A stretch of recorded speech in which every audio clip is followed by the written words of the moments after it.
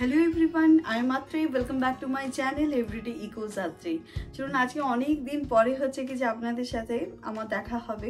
এমনিতে আমার ব্লগ আসে, কিন্তু আমি হচ্ছে কি যে আসি না ব্লগের মধ্যে। তো আমার বাদবাকি সমস্ত কিছু হচ্ছে কি যে আমি ব্লগের মধ্যে দেখাই, কিন্তু আমি আসতে পারি না, কেন কি আমি সবসময় হচ্ছে কি যে বাড়িতে রেডি হয়ে থাকি না। আজকে সরস্বতী পুজো, তো সবার আগে আপনাদেরকে জানাই সরস্বতী পুজোর অনেক অনেক শুভেচ্ছা ও ভালোবাসা আমার পরিবারের তরফ থেকে, আমার চ্যানেলের তরফ থেকে। এবং আপনারা সবাই খুব ভালোভাবে সরস্বতী পুজো কাটান। আমিও এখানে আমার বাড়িতে সরস্বতী পুজো খুব ভালোভাবে এনজয় করেছি, আর আমার সোসাইটিতেও পুজো হয়, তো সেখানেও হচ্ছে কি যে এনজয় করেছি। তো সব ব্লগে আসতে থাকবে, আপনারা অবশ্যই হচ্ছে কি যে আমার ব্লগগুলোকে ফলো করবেন, শেয়ার করবেন, আর হচ্ছে কি যে অবশ্যই কমেন্ট করবেন। আর আমার যেহেতু হচ্ছে কি যে জ্যাঠা শ্বশুরমশাই মারা গিয়েছেন, ওই জন্য আমাদের 1 বছর হয়নি, তাই আমরা এইবার হচ্ছে কি যে মা সরস্বতীকে, যা আমার কাছে যে মূর্তি ছিল, মূর্তি মানে হয়নি, আমার কাছে যে ফটো ছিল সেই ফটো দিয়ে মাকে আরাধনা করেছি। আর পরের বছর যখন 1 বছর হয়ে যাবে তারপরে আবার মূর্তি দিয়ে করব। তো বাড়ির কিছু রীতিনীতি এগুলো তো মেনে চলতেই হয়, ঠিক আছে। তো চলো না। আর সব থেকে বড় কথা, আজকে একদম শাড়ি টাড়ি পরে রেডি হয়েছে। এই শাড়িটা আমি নিজের হাতে বানিয়েছি, তেমন কিছু নয়, একটা সাদা থানের মধ্যে বড় বড় সূর্যমুখী ফুল আর কি। তো ভীষণ ভালো লাগছে। আমার এখানকার ফ্রেন্ডসরাও আমাকে বলেছে খুব সুন্দর লাগছে, শাড়িটা খুব ফুলে এসেছে। তো আজকে সরস্বতী পুজো বলে কথা, শাড়ি পরবো না এটা কখনো হতে পারে? সরস্বতী পুজো মানে তার 15 দিন 20 দিন আগে থেকে প্ল্যান করতাম কোন শাড়িটা পরবো, কোন ব্লাউজটা পরবো।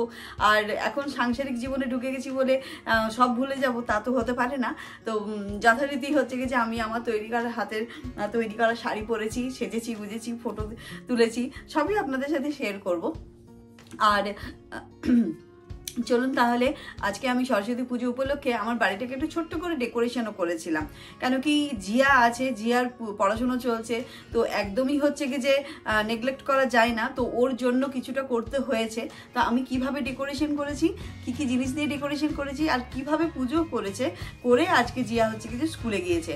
তো এখানে আবার কর্ণাটকে বা ব্যাঙ্গালোরের আর কি স্কুলগুলোতে কিন্তু এই সরস্বতী পুজো উপলক্ষে ছুটি দেয় না। সরস্বতী পুজো ওদের হয় সেই আমাদের যে সময়টাতে দুর্গাপুজো হয় ঠিক ওই রকম সময়গুলোতে। তো সেই সময় তো দুর্গাপুজোর জন্য আমরা মেতে থাকি। সরস্বতী পুজো তো ফেব্রুয়ারি মাসে, এটা আমরা বরাবরই জানি, তাই না? তো এই আজকে না পাঠালেও হতো, কিন্তু ওর একটা প্রজেক্ট সাবমিশন ছিল বলে ওকে যেতেই হলো, আদারওয়াইজ হচ্ছে কি যে না পাঠালেও হতো ওকে। তো যাই হোক, ও পুজো সকালবেলায় সেরেছে। সেই পুজো কেমনভাবে সেরেছে সেটাও হচ্ছে কি যে আপনাদের সাথে শেয়ার করব। আর আজকে ছুটি ছাড়া তো স্কুলেও দেয় না, স্কুলে থাকে না, আর অফিস কাছারির কথা তো ছেড়েই দিন। এমনিতেই এখানে ম্যাক্সিমাম লোক প্রাইভেট কোম্পানির জব করে, আর হচ্ছে গেছে গভর্নমেন্টের জবেও হচ্ছে গেছে ছুটি ছাটা এখানে খুব একটা নেই। মানে এরা জব সংক্রান্ত ব্যাপারগুলো তো প্রচণ্ডই স্ট্রিক্ট। চলুন, আমার বাড়ির সরস্বতী পুজো কেমনভাবে ডেকোরেশন করেছি, কিভাবে পুজো করেছি, সেটা হচ্ছে গেছে ব্লগে দেখাচ্ছি, আপনারা সাথে থাকুন। আর শুনুন, আর যারা আমার ব্লগে নতুন, যারা প্রথম দেখছেন আমার ব্লগ, তারা কিন্তু অবশ্যই সাবস্ক্রাইব করবেন। সাবস্ক্রাইব করতে ভুলবেন না কিন্তু, প্লিজ সাবস্ক্রাইব করে দেবেন। এই দেখুন, সরস্বতী পুজোর ডেকোরেশন মোটামুটি শুরু করে দিয়েছি জিয়ার রুমে। জিয়ার রুমের একটা জায়গা আছে দরজার পাশে, একটা বেশ সুন্দর স্পেস রয়েছে, সেখানটা ভাবলাম যে পারফেক্ট জায়গা। লাইটগুলোকে প্রথমে স্টিক করে নিয়েছি, তারপরে হচ্ছে নেটের যে কার্টেনটা ছিল সেটাকে মোটামুটি ফিক্স করে নিয়েছি। এরপরে আমার কাছে ছিল কতগুলো মালা, এই ধরনের 2টো কালারের মালা ছিল। তো এই 2টো কালারের মালাগুলোকে হচ্ছে কি যে লাগিয়ে দিলাম। অবশ্য ওপরের দিকে সেফটি পিন দিয়েই হচ্ছে কি যে লাগিয়েছি। আর এখানে ছিল একটা ছোট্ট ওই সবুজ রঙের ঘাস টাইপের একটা ঝাড় টাইপের। আর এগুলো ছিল হ্যাঙ্গিংস। এই হ্যাঙ্গিংসগুলো আমার আগে থেকে কিনে রাখা ছিল, আমি এগুলো কোনো কিছুই কিনিনি, সব কিছুই বাড়িতেই রাখা ছিল, কিন্তু ওগুলোকে সুন্দর করে একটু অ্যারেঞ্জ করে দিয়েছি। এই দেখুন, লাগিয়ে দিয়েছি হ্যাঙ্গিংসগুলো। এরপরে এগুলো ছিল আর্টিফিশিয়াল লিভস। তো এই লিভসগুলোকেও হচ্ছে কি যে লম্বা লম্বা করে স্ট্রিংগুলোকে টিঙে দিয়েছি। আর এইগুলো ছিল ওই অর্কিড, ওই যে ছোটো ছোটো ফুলগুলো। তো এই ফুলগুলোরও হচ্ছে হুক ছিল, হুকগুলোকে দিয়ে ওই ওপরের যে দড়িটা ছিল দড়িটার মধ্যে টেঙে দিয়েছি। আর এটা ছিল স্ট্যান্ডে রেখে দিলাম। ব্যাস, গিটার চলে এসেছে।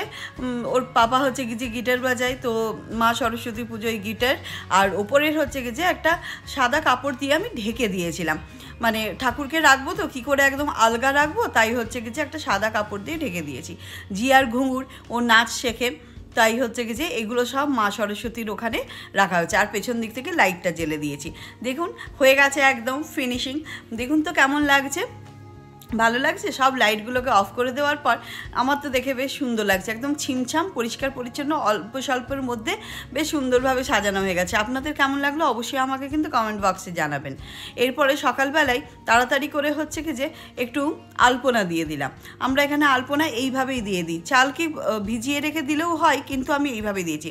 সকালবেলা স্নান করে জিয়া রেডি হয়ে গেছে, এই যে ঠাকুর নিয়ে চলে এসেছে। ঠাকুর নিয়ে এসে এরপরে হচ্ছে কি যে ফল, গোটা ফল দিয়েই পুজো দিয়েছিল, কেন কি ও সেই সময় ফল কাটার সময় ছিল না, খুব আর্লি মর্নিং বেরিয়ে যায়। তারপরে মা সরস্বতীকে হলুদ আর সাদা ফুল দিয়ে সুন্দর করে সাজিয়ে দিয়েছে। প্রথমে আমাদের মেন যে মন্দির রয়েছে সেখানে পুজো করেছে। গাছে একটা দেখুন ফুল ফুটেছিল, সেই ফুলটা মা সরস্বতীকে দিয়েছে, আরতি করেছে, সমস্ত কিছু হচ্ছে কি যে সুন্দরভাবে করে তারপরে হচ্ছে কি যে সে স্কুলে গিয়েছে।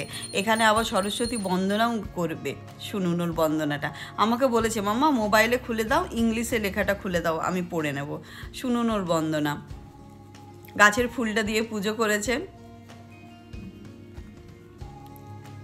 এখানে সমস্ত কিছু রেডি।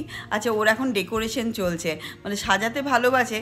নেহাতি আজকে স্কুলে না গেলেও হতো, কিন্তু ওর স্কুলের একটা প্রজেক্ট সাবমিশন ছিল, তো আজকে যেতেই হতো, তাই আর কিছু করার উপায় ছিল না, পাঠাতেই হলো। আদারওয়াইজ সরস্বতী পুজোতে আমরা নিজেরাই পড়াশোনা করি না। শুনুন ওর বন্দনাটা।